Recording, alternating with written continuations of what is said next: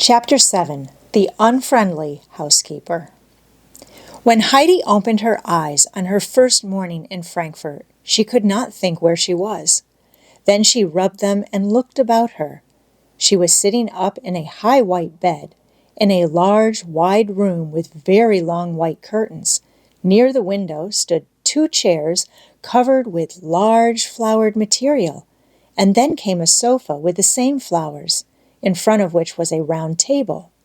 In the corner was a washstand with things upon it that Heidi had never seen in her life before. But now, all at once, she remembered that she was in Frankfurt. She jumped out of bed and dressed herself.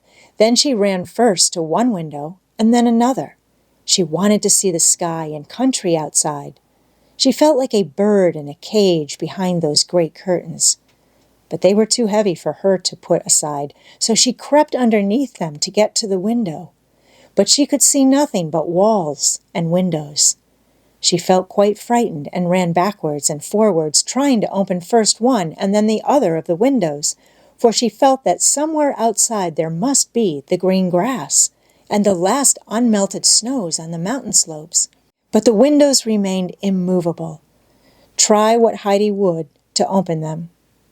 Suddenly, there was a knock on the door, and immediately after, Tinette put her head inside and said, "Breakfast is ready." Heidi had no idea what an invitation so worded meant, and Tinette's face did not encourage any questioning on Heidi's part.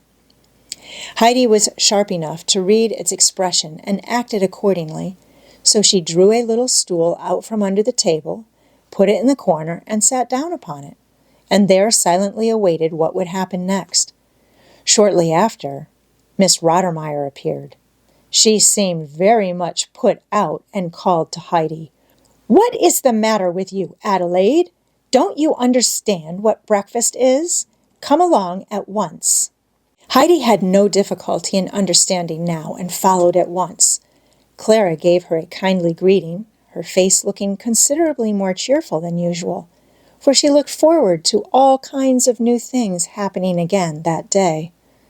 Breakfast passed off quietly. Heidi ate her bread and butter in a perfectly correct manner, and when the meal was over and Clara wheeled back into the study, Miss Rottermeier told her to follow and remain with Clara until the tutor should arrive and lessons begin. As soon as the children were alone again, Heidi asked, "How can one see out from here and look right down on the ground?" "You must open the window and look out," replied Clara, amused. "But the windows won't open," responded Heidi sadly. "Yes, they will," Clara assured her. "You cannot open them, nor I either, but when you see Sebastian, you can ask him to open one." It was a great relief to Heidi to know that the windows could be opened and that one could look out. Clara now began to ask her questions about her home, and Heidi was delighted to tell her all about the mountain and the goats and the flowery meadows. Meanwhile, her tutor had arrived. Miss Rottermeier, however, did not bring him straight into the study, but drew him first aside into the dining room, where she poured forth her troubles. It appeared that she had written some time back to Mr. Sesemann to tell him that his daughter very much desired to have a companion. Miss Rottermeier had wished for this arrangement on her own behalf, as it would relieve her from having always to entertain the sick girl. The father had answered that he was quite willing to let his daughter have a companion, provided she was treated in every way like his own child. But now she went on to explain how dreadfully she had been taken in about the child, and related all the unimaginable things of which she had already been guilty, so that not only would he have to begin with teaching her the ABC, but would have to start with the most rudimentary instruction as regarded everything to do with daily life. She could see only one way out of this disastrous state of affairs, and that was for the tutor to declare that it was impossible for the two to learn together without detriment to Clara, who was so far ahead of the other. That would be a good excuse for getting rid of the child. But she dared not send her home without Mr. Sesemann's order, since he was aware that by this time the companion had arrived.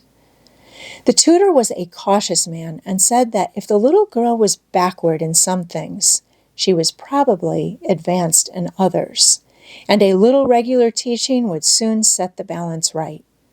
When Miss Rottermeier saw that he was not ready to support her and evidently quite ready to undertake teaching the alphabet, she opened the study door, which she quickly shut again as soon as he had gone through, remaining on the other side herself, for she had a perfect horror of the ABC. She walked up and down the dining room, thinking over in her own mind how the servants were to be told to address Adelaide. The father had written that she was to be treated exactly like his own daughter, and this would especially refer, she imagined, to the servants.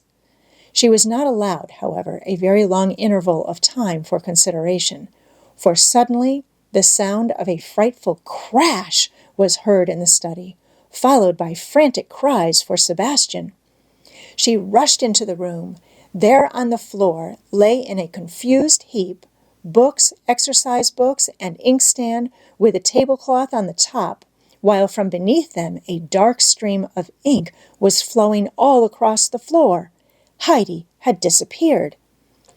"Here's a state of things!" exclaimed Miss Rottermeier. "Tablecloth, books, work-basket, everything lying in the ink. It was that unfortunate child, I suppose." "Yes, Heidi did it," explained Clara, "but quite by accident. She must on no account be punished. She jumped up in such violent haste to get away that she dragged the tablecloth along with her, and so everything went over. There were a number of vehicles passing. That is why she rushed off like that. Perhaps she has never seen a carriage." "Is it not as I said? She has not the smallest notion about anything. But where is the child who has caused all this trouble? Surely she has not run away. What would Mr. Sesemann say to me?" She ran out of the room and down the stairs. There at the bottom, standing in the open doorway, was Heidi, looking in amazement up and down the street. "What are you doing? What are you thinking of to run away like that?" called Miss Rottermeier. "I heard the sound of the fir trees, but I cannot see where they are, and now I cannot hear them any more," answered Heidi, looking disappointedly in the direction whence the noise of the passing carriages had reached her, and which to Heidi had seemed like the blowing of the south wind in the trees, so that in great joy of heart she had rushed out to look at them. "Fir trees? Do you suppose we are in the woods? What ridiculous ideas are these? Come upstairs and see the mischief you have done." Heidi followed Miss Rottermeier upstairs. She was quite astonished to see the disaster she had caused, for in her joy and haste to get to the fir trees, she had been unaware of having dragged everything after her. "I excuse you doing this, as it is the first time, but do not let me hear of you doing it a second time," said Miss Rottermeier, pointing to the floor. "During your lesson time, you are to sit still and attend. If you cannot do this, I shall have to tie you to your chair. Do you understand?" "Yes," replied Heidi, "but I will certainly not move again," for now she understood that it was a rule to sit still while she was being taught. When Clara had been placed on her couch after dinner, and the housekeeper had retired to her room, Heidi waited for Sebastian, who was coming up from the kitchen with a tray of silver tea things, which he had to put away in the dining-room cupboard. As he reached the top stair, Heidi went up to him and addressed him in the formal manner she had been ordered to use by Miss Rottermeier. Sebastian looked surprised and said somewhat curtly, "What is it you want, miss?" "How can a window be opened?" "Why, like that," and Sebastian flung up one of the large windows. Heidi ran to it, but she was not tall enough to see out, for her head only reached the sill. "There, now, miss can look out and see what is going on below," said Sebastian, as he brought her a high wooden stool to stand on. Heidi climbed up, and at last, as she thought, was going to see what she had been longing for, but she drew back her head with a look of great disappointment on her face. "Why, there is nothing outside but the stony streets," she said mournfully. "But if I went right round to the other side of the house, what should I see there, Sebastian?" "Nothing but what you see here," he told her. "Then where can I go to see right away over the whole valley?" "You would have to climb to the top of a high tower, a church tower, like that one over there, with a gold ball above it." Heidi got down quickly from her stool, ran to the door, down the steps, and out into the street. She passed a great many people, but they all seemed in such a hurry that Heidi thought they had not time to tell her which way to go. Then suddenly, at one of the street corners, she saw a boy carrying a hand organ on his back and a funny-looking animal on his arm. Heidi ran up to him and said, "Where is the tower with a gold ball on the top?" "I don't know," was the answer. "Do you know any other church with a high tower?" "Yes, I know one." "Come then, and show it to me." "Show me first what you will give me." And the boy held out his hand as he spoke. Heidi searched about in her pocket and presently drew out a card on which was painted a garland of beautiful red roses. She looked at it first for a moment or two, for she felt rather sorry to part with it. Clara had only that morning made her a present of it, but then to look down into the valley and see all the lovely green slopes. "There," said Heidi, holding out the card. "Would you like to have that?" The boy drew back his hand and shook his head. "What would you like then?" asked Heidi, not sorry to put the card back in her pocket. "Money." "I have none, but Clara has. I am sure she will give me some. How much do you want?" 5 cents. "Come along then." They started off together along the street, and on the way, Heidi asked her companion what he was carrying on his back. It was a hand organ, he told her, which played beautiful music when he turned the handle. All at once they found themselves in front of an old church with a high tower. The boy said, "There it is." Heidi caught sight of a bell in the wall, which she now pulled with all her might. "If I go up to the tower, you must wait here, for I do not know the way back, and you will have to show me." "What will you give me then for that?" "Another 5 cents. They heard the key turning inside, and then someone pulled open the heavy creaking door. An old man came out, and at first looked with surprise, and then in anger at the children as he began scolding them. "What do you mean by ringing me down like this? Can't you read what is written over the bell? For those who wish to go up the tower?" "But I do want to go up the tower," said Heidi. "What do you want up there?" said the old man. "Has somebody sent you?" "No," replied Heidi. "I only wanted to go up and look down on the valley." "Get along home with you, and don't try this trick again, or you may not come off so easily a second time." And with that he turned and was about to shut the door, but Heidi took hold of his coat and said beseechingly, "Let me go up, just once." He looked round, and his mood changed as he saw her pleading eyes. He took hold of her hand and said kindly, "Well, if you really wish it so much, I will take you." The boy sat down on the church steps to show that he was content to wait where he was. When they had climbed to the top of the tower, the old man lifted Heidi up that she might look out of the open window. She saw beneath her a sea of roofs, towers, and chimney pots. She quickly drew back her head and said in a sad, disappointed voice, "It is not at all what I thought." "You see now, a child like you does not understand anything about a view. Come along down, and don't go ringing at my bell again." On the way down, they passed the tower keeper's room. At the far end of this was a large basket, in front of which sat a big gray cat. Heidi went up to the basket and broke out into expressions of delight. "Oh, the sweet little things!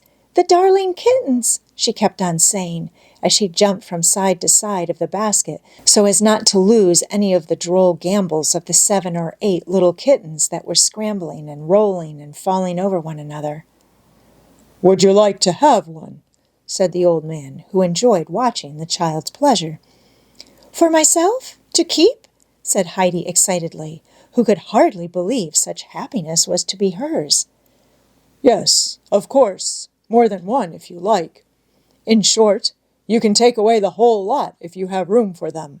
For the old man was only too glad to think he could get rid of his kittens without more trouble. But how can I take them with me? Asked Heidi, and was going quickly to see how many she could carry away in her hands when the old cat sprang at her so fiercely that she shrank back in fear. I will take them for you, if you tell me where, said the old man, stroking the cat to quiet her. To Mr. Sesamen's, the big house where there is a gold dog's head on the door with a ring in its mouth, explained Heidi. The old man had had charge of the tower for many a long year and knew every house, far and near. I know the house, he said, but when shall I bring them, and who shall I ask for? You are not one of the family, I am sure. No, but Clara will be so delighted when I take her the kittens. If I could just take one or two away with me, one for myself and one for Clara, may I? Well, wait a moment, said the man, and he drew the cat cautiously away into his room, and leaving her by a bowl of milk, came out again and shut the door. Now, take two of them. Heidi's eyes shone with delight. She picked up a white kitten and another striped white and yellow, and put one in the right, the other in the left pocket. Then she went downstairs. The boy was still sitting outside on the steps. In a very short time they had reached the door with a large dog's head for a knocker. Heidi rang the bell. Sebastian opened it quickly, and when he saw it was Heidi, make haste, he cried in a hurried voice.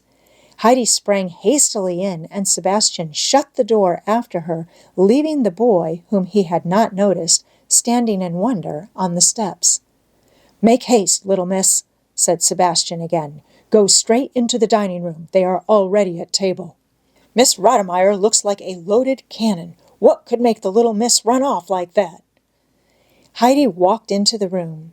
The housekeeper did not look up. Clara did not speak. There was an uncomfortable silence.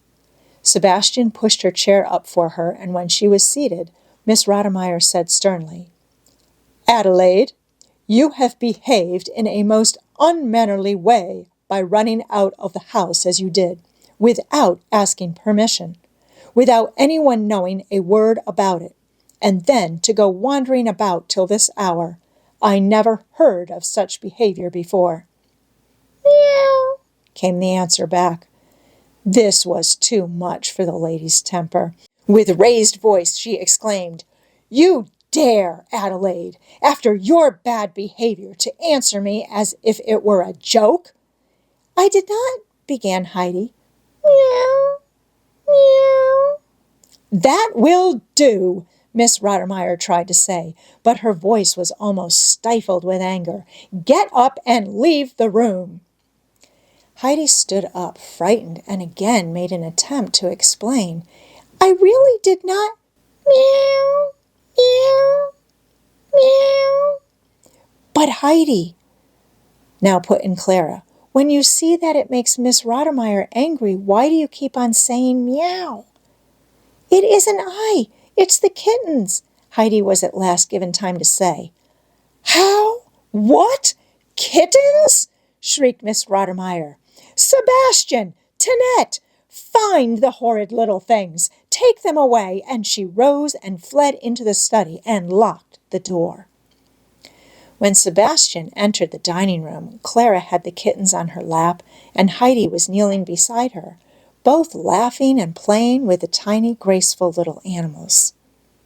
Sebastian, exclaimed Clara as he came in, you must help us.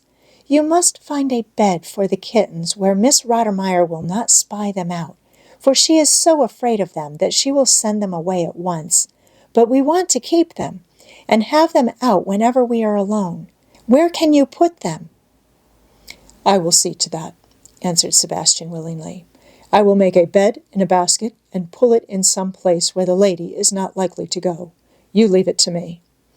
He set about the work at once, sniggling to himself the while, for he guessed there would be a further rumpus about this some day, and Sebastian was not without a certain pleasure in the thought of Miss Rottermeier being a little disturbed. After some time had elapsed, Miss Rottermeier opened the door a crack and called through, "Have you taken those dreadful little animals away, Sebastian?"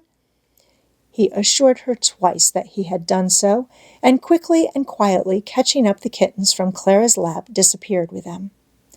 Miss Rottermeier retired without speaking, Clara and Heidi following, happy in their minds at knowing that the kittens were lying in a comfortable bed.